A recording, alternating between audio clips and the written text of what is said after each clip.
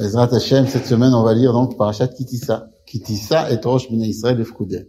En Parashat Kitissa, il y a beaucoup de sujets. On commence par nous apprendre comment, lorsqu'on veut compter le peuple juif, qu'est-ce qu'on doit faire. Kitissa et Rosh Bnei Israël et Fkoudé. Qu'est-ce qu'on doit faire quand on va vouloir compter le peuple juif? On n'a pas le droit de compter le peuple juif 1, 2, 3, 4, 5, 6 comme ça. Mais on doit, si chacun amène quelque chose, on peut compter ce qu'ils ont amené, et comme ça, on va savoir le nombre. En fait, il y a une interdiction, donc, de compter le peuple juif.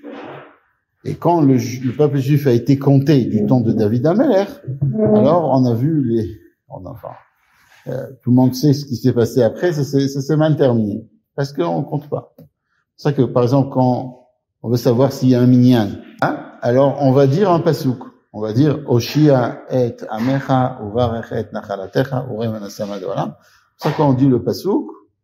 À ce moment-là, on est quitte, on n'a pas compté, on n'a pas dit il y a 10 personnes, on a dit Oshia et Amecha uvarech et. Comme ça on dit un pasouk, surtout un pasouk qui a rapport avec la Géoula. Il y a plusieurs psukim qui contiennent 10 mots. Donc on peut utiliser plusieurs sortes de psukim, mais l'usage, il est de compter par Oshia et Amecha. Alors ça, c'est le premier sujet qu'on va nous parler de la paracha.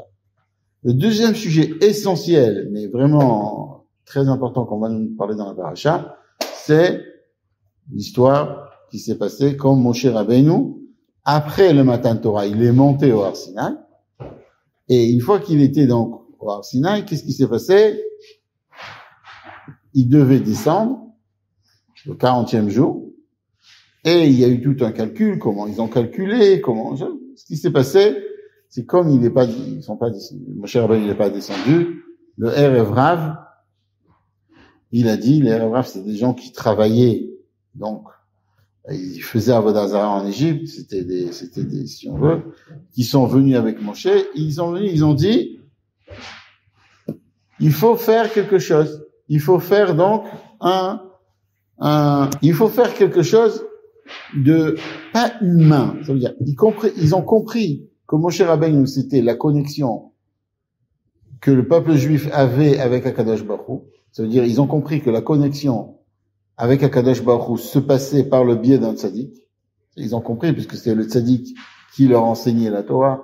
C'est donc eux que quand ils avaient une question et qu'ils se demandaient qu'est-ce qu'Hachem voulait, ils demandaient à Moshe. Ils se sont dit, regarde, Moshe Rabbeinu, il vient pas. Si Moshe Rabbeinu ne vient pas, on doit chercher une autre connexion, une autre manière d'avoir une connexion avec Hachem. Alors, malgré qu'ils avaient entendu qu'ils n'avaient pas le droit d'avoir d'idole, ils se sont dit, ok, on n'a pas le droit d'avoir d'idole, mais il n'y a pas le choix. Regarde, Moshe Rabbeinu n'est pas là, comment on va connecter? Quand ils disent, par exemple, dans le passage qui a marqué, El Elokecha Israël, en fait, quand ils ont travaillé le veau d'or, parce qu'ils ont pris une grande quantité d'or, et ils ont mis un nom divin dedans. Et le nom divin, il a fait une sorte de magie, que c'est sorti un veau, et le veau, il disait, Anochi Hashem Elokecha. Parce qu'il avait le nom divin dedans. Alors, c'est toute une histoire, comment ils ont eu ce nom divin, comment ils ont eu ça, c'est toute une histoire. Mais en tout cas, ils avaient ce nom divin, et le veau d'or, il disait, Anochi Hashem Elokecha. À ce moment-là, ils ont dit, El Elokecha Israël. Comme ça, il est marqué. Elokecha, ça veut pas dire vraiment, ils savaient qu'un veau, c'est pas le Dieu divin. C'est pas lui qui a créé le monde. Ils savaient bien, c'était pas idiot. Mais Elokecha, c'est celui qui va te diriger. C'est ce veau-là qui va, c'est celui qui va prendre la place de Moshe Rabbeinu. Et si on regarde, dans le Beit HaMikdash, ils avaient quelque chose qui peut même, ou dans le Mishkan, qui ressemble un petit peu à ça. Puisque sur le Kodesh HaKodashim, ils avaient des Kruvim. Et et ces Kruvim-là, amenaient la Shrina en bas, faisaient descendre la Shrina en bas. Seulement ces Kruvim-là, c'était ordonné par Hachem. Ces Kérouvim-là, c'était quelque chose de spécial qu'Akadosh Baruch Hu avait donné la possibilité à ces Kérouvim-là de recevoir une certaine connexion, de représenter quelque chose, d'amener de la sainteté. Eux, ce qu'ils ont voulu faire, c'est se dire, nous aussi, on peut décider la Torah. Nous aussi, on peut, et quand on fait quelque chose comme ça, alors, on fait de la Avodah Zarah. On fait exactement l'inverse. On fait de l'idolâtrie. C'est très, quelqu'un, des fois, on veut faire bien, mais en faisant bien, on fait de l'idolâtrie. Et ça, c'était quelque chose de très, très grave. Et qu'est-ce qu'il fait Moshe Rabbeinu quand ça se passe? Moshe Rabbeinu, il a un très, très grand dilemme. D'un côté, il y a la Torah. Et il y a la Torah. Et lui, Moshe Rabbeinu, il sait c'est quoi la Torah. Nous, bon, ça va. Mais Moshe Rabbeinu, lui, il sait, puisqu'il a marqué que Moshe Rabbeinu, tout le lien de Moshe Rabbeinu, c'est la Torah. D'un côté, il y a la Torah. Et d'un autre côté, il y a le peuple juif. Et il se dit, qu'est-ce que je fais? Qu'est-ce qui est pire? C'est comme si quelqu'un, d'un côté, il veut éduquer son enfant, et d'un autre côté, il se dit, je veux t'éduquer, mais tu es mon enfant. Alors, est-ce qu'il renvoie son enfant quand son enfant il fait un problème? Ou, et dans ce cas-là, il garde son éducation? Ou alors il dit à son enfant, il lui dit, écoute, c'est pas grave, tu es mon enfant quand même, reste chez moi. Mais à ce moment-là, il perd toute son éducation. Donc, il avait un dilemme énorme, Moshe Rabbeinu. Qu'est-ce qu'il doit faire dans ce cas-là? Et, à vrai dire, ce dilemme-là, il est posé par Eliyahu Hanavi. Eliyahu Hanavi pose la question, il dit comme ça. Quand Akadosh Baruch Hu, il a créé le monde, il y a deux choses qu'il a créées. Il a créé Israël et il a créé la Torah. Pourquoi il a créé la Torah et pourquoi il a créé Israël? Est-ce qu'il a créé la Torah parce qu'il se dit, OK, j'ai le peuple juif est très important, et j'ai besoin de quelque chose qui le tienne, qui le laisse dans un droit chemin. Regardez maintenant ce qui se passe quand les gens, ils ont pas de Torah, même qui sont très intellectuels, ils arrivent à des bêtises qui sont même pas pensables. Pourquoi? Parce qu'ils n'ont pas de Torah. Alors, est-ce que donc j'ai mon peuple juif que j'aime, j'ai mon fils, il faut que je lui donne des lois, il faut que je lui donne comment se conduire. Donc si tu veux, la Torah, elle est pour le peuple juif. Ou alors, non, Akadosh Baruch Hu, il a créé la Torah. La Torah, c'est quelque chose d'extrêmement saint. Tellement Kadosh que ça a été créé 2000 ans avant la création du monde. D'accord? Et il y a besoin quelqu'un qui va travailler à la Torah. Qui c'est qui va le faire? D'accord? Chacun a des intérêts. On dit qu'Akadosh Baruch Hu, avant de donner la Torah au peuple juif, il a regardé toutes les nations, et au fait, aucune nation était d'accord de l'accepter. C'est pas, tout le monde a demandé, qu'est-ce qui a marqué dans la Torah? Tout le monde s'est demandé, qu'est-ce qui a marqué dans la Torah? D'accord? Toutes les nations, il y en a un, qu'est-ce qui a marqué dans la Torah de pas voler? Ah, non, c'est pas pour nous. Qu'est-ce qui a marqué dans la Torah de pas avoir de pas faire d'adultère? Ah, c'est pas pour nous. Chacun a dit, c'est pas pour nous. Le peuple juif, il a même pas posé de questions. En fait, dans le Chassidut, c'est expliqué que un juif, alors quoi, un juif, il n'a pas le droit de poser de questions, c'est sûr qu'un juif, il pose des questions. Mais un juif, il sait que si Akadosh Baruch Hu lui donne quelque chose, c'est sûr que c'est pour son bien. Les autres, quand ils viennent, qu'est-ce qui a marqué? Ils veulent savoir ce qui a marqué. Nous, on n'a pas besoin. On sait que si Hachem nous dit de faire quelque chose, c'est bien pour nous. Donc, parce que nous, on a une connexion. Donc, quand Akadosh Baruch Hu, il a donné la Torah, qu'est-ce qu'il a fait? Il a dit, d'accord? Il a dit, quand il a fait la Torah, il leur a dit, j'ai besoin de quelqu'un qui travaille, qui garde ma Torah, ce sera le peuple juif. Alors, qui c'est qui est pour qui? La Torah, elle est pour le peuple juif ou le peuple juif, il est pour la Torah? Et ça, c'est la question de Eliyahu Hanavi. Et Eliyahu Hanavi, il a dit, tout le monde pense que le peuple juif, il est pour la Torah. Et moi, je pense que la Torah, elle est pour le peuple juif. Et c'est pour cela que Moshe Rabbeinu, il a cassé. Il a cassé quoi? Il a cassé les premières louchot. En cassant les premières louchot, alors peut-être tout le monde pose la question, pourquoi il a besoin de casser les louchot? Pourquoi il a besoin de les casser? Il peut les garder. Il peut les mettre de côté. Si par exemple, il y a un père qui achète un très très beau vélo à son fils, d'accord? Avec, je sais pas si maintenant c'est attractif, mais avec des vitesses de tous les côtés, d'accord? Avec qui bouge un petit peu dans le terrain, tout terrain. Et son fils, il revient avec un papier comme quoi il s'est mal conduit. Qu'est-ce que le père, il fait? Il casse le vélo ou il dit, non, attends, je te le garde de côté, quand tu seras bien, je te le donne. Moshe Rabbeinu, il a cassé. Il a cassé les Luchot. Pourquoi il a dafka? Pourquoi on dit qu'il a cassé les Luchot? Parce qu'on dit que, d'ailleurs, quand il y a un mariage, à chaque fois, on a l'habitude de casser un couvert, de casser un verre, de quelque chose comme ça. Et tout le monde crie, Mazel Tov, Mazel Tov. Pourquoi on fait ça? Pourquoi on a besoin de casser?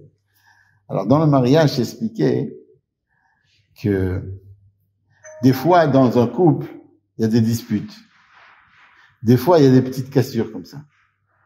Mais il faut savoir que la cassure, elle est pour après se réconcilier, pour après être encore mieux, pour se dire, c'est vrai, on a cassé, mais cette cassure-là va nous mener à un niveau encore plus élevé. Et ça, c'était un petit peu l'idée de Moshe. L'idée de Moshe, elle était, on va casser ces louchot, parce que ces louchot, elles sont tellement élevées, tellement hautes, que le peuple juif ne peut pas les recevoir. Alors, il faut casser pour construire.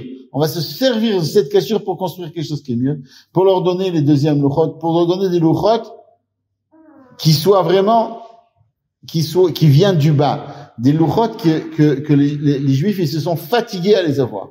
D'accord? Il y a eu la tchouva, etc. C'est pour ça qu'on a eu les deuxièmes louchot. Mais l'idée, elle est quoi? L'idée, elle est que le peuple juif, il vient avant tout. C'est comme si tu dis, c'est vrai que l'éducation c'est important, mais s'il n'y a pas d'enfants, il n'y a pas qui éduque. Parce qu'il n'y a plus d'enfants. Donc même quelqu'un il a des principes avec ses enfants, mais s'il est tellement dur avec ses principes, qui c'est qui va éduquer? Qu'à la fin, Moshe Rabbeinu, il reçoit d'Akadosh Baruch Hu un Yishar Koach. Et il lui dit, Yishar Koach que tu as cassé les louchot. Il lui dit, merci d'avoir cassé les louchot. Parce que, si on veut, pour Akadosh Baruch Hu, il comprend comment Moshe Rabbeinu, il aime le peuple juif. Comment Moshe Rabbeinu, il a compris le peuple juif. On dit que Moshe Rabbeinu, il adorait tellement le peuple juif, comme on a vu dans la paracha précédent, il n'y a pas, le nom de Moshe Rabbeinu n'est pas mentionné parce qu'il a dit, pour le peuple juif qui venait de fauter dans le Vaudor, qu'est-ce qu'il a dit? Si tu veux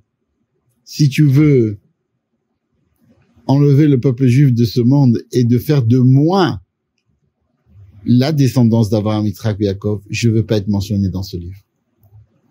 C'était Moshe Rabbeinu, il avait un amour spécial pour le peuple juif. On dit que comment Moshe Rabbeinu il a été choisi. On dit que Moshe Rabbeinu était dans le désert et il y a une petite brebis qui est partie du troupeau. La brebis elle est partie du troupeau et Moshe Rabbeinu il a couru après la brebis. Et la brebis elle a couru et jusqu'à ce qu'elle est arrivée à un endroit où il y avait de l'eau, elle s'est mise à boire. Et Moshe Rabbeinu quand il a vu ça, il a pris la brebis sur son dos et il l'a ramené au troupeau. Et les commentaires, ils se posent la question. C'est une sikha d'ailleurs du rabbi qui dit, il y a énormément de bergers qui voient qu'il y a une brebis qui sort de tout le berger et qui l'aide, qui lui donne à boire. Quelle est la spécialité de Moshe? On dit que c'est pas seulement que Moshe Rabbeinu, il a vu que la brebis, elle est sortie du troupeau. Moshe Rabbeinu, il a écouté la brebis. Il a vu quand la brebis, elle a été boire. Il s'est pas dit, ah, celle-là, elle s'est éloignée du troupeau, c'est une mauvaise brebis. Il faut pas, non. Il a écouté, il a eu la patience de voir quelque chose et de comprendre. De se dire, ah, si elle est pas avec tout le monde, c'est pas parce qu'elle est méchante, c'est parce qu'elle a un problème. C'est parce qu'elle a soif, c'est parce qu'elle veut quelque chose d'autre. Et si on veut, ça c'est un peu l'idée qu'on doit apprendre de Moshe. Moshe Rabbeinu, celui qui aime le peuple juif. On lui dit, Yishar Koach sur ton amour du peuple juif. Alors, dans le jour de la semaine passée, on avait posé la question, mais si c'est cela, pourquoi ça a l'air que c'est une punition de pas le mettre de pas le mentionner dans Parashat Tetzavé. On a dit non. Une punition, c'est quoi? Une punition, c'est quand tu es puni parce que tu as fait quelque chose de mal. Mais Moshe Rabbeinu, quand il aime le peuple juif, on peut pas considérer ça comme quelque chose de mal. Alors dans ce cas-là, pourquoi son nom n'est pas mentionné?